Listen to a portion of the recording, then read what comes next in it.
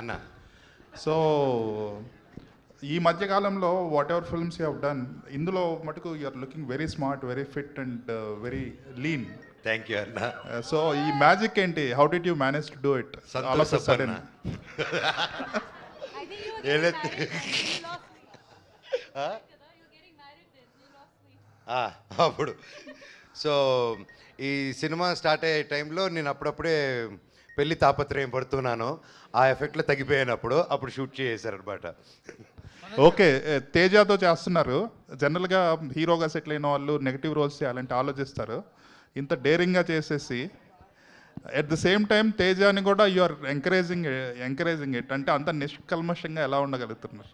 అన్న ఎంత ఫ్రీగా ఉంటే అంత హ్యాపీగా పడుకోవచ్చు అన్న.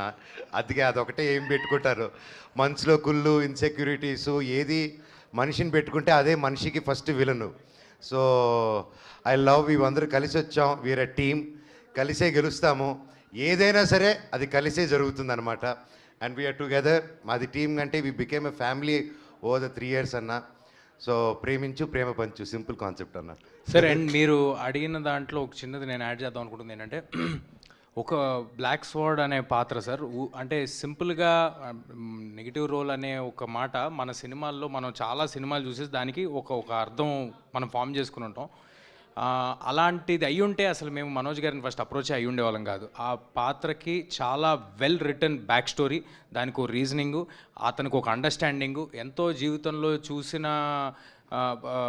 చాలా ఎక్స్పీరియన్సెస్ ఉండి అండ్ అంత పవర్ తీసుకున్న వ్యక్తిలాగా ఆయన కనిపించాలి. వీడు వెళ్తుంటే వీడు అసలు ఎలా ఎదుర్కొంటాడు అనే ఒక క్వశ్చన్ రావాలి అని మేము అప్రోచ్ అవ్వడం జరిగింది. And I'm very happy that Manoj గారు he's done. Thank you sir. It's not a regular.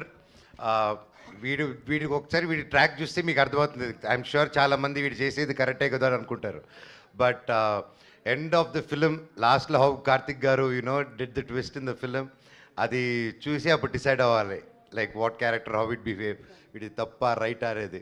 So it was very tricky character. And నా లైఫ్లో ఈ క్యారెక్టర్ ఎంజాయ్ చేస్తున్నంత ఏ క్యారెక్టర్ చేయలేదండి. మనోజ్ గారు అంటే ఈ న్యూ కొలాబరేషన్స్ ఎలా అనిపిస్తున్నాయి? అంటే భైరవం కానీ మిరాయి కానీ ఒక కొత్త పందాలో వెళ్తున్నారు.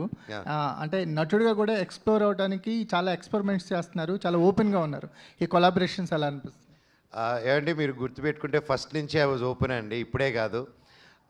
ఫస్ట్ మేజర్ కొలాబరేషన్ మాది వచ్చింది వేదం సినిమాతో వచ్చింది. సో అప్పుడు కూడా అల్లు అర్జున్ గారు, మేము అందరం కలిసి క్రిష్ గారితో కొలాబరేట్ చేయడం అంటే 2009 టైంలో it was a very new thing. అలాగే వెంటనే మా నట సినిమా బాలయ్య గారితో కూడా ఒక సినిమా చేశాము. అండ్ ఈవెన్ న్యూ డేస్లో ఇప్పుడు కరెంట్లీ డూయింగ్ కొలాబరేటింగ్ ఫిల్మ్స్ ఇలాగున్నది it's a very healthy thing అండి. So I think these days also ఎప్పుడైనా ఇంతమంది ఒక ఇద్దరు హీరోలు ఒక ప్లాట్ఫామ్లో వచ్చి పనిచేయాలంటే ఫస్ట్ ఈగో క్లాషెస్, ఇన్సెక్యూరిటీస్ ఉంటాయండి. సో మాకు అది లేకుండా వీఆర్ గోయింగ్ ముందు కాబట్టి it's happening. And same way with Bhairavam, Bellamkonda Srinivas గారు కానీ నారా రోహిత్ గారు కానీ they didn't have any feeling. So brothers లాగా అలా ముందుకు వెళ్ళిపోయాం. So when that is not there and we have a great captain and a producer, సాఫీగా వెళ్ళిపోతుందండి.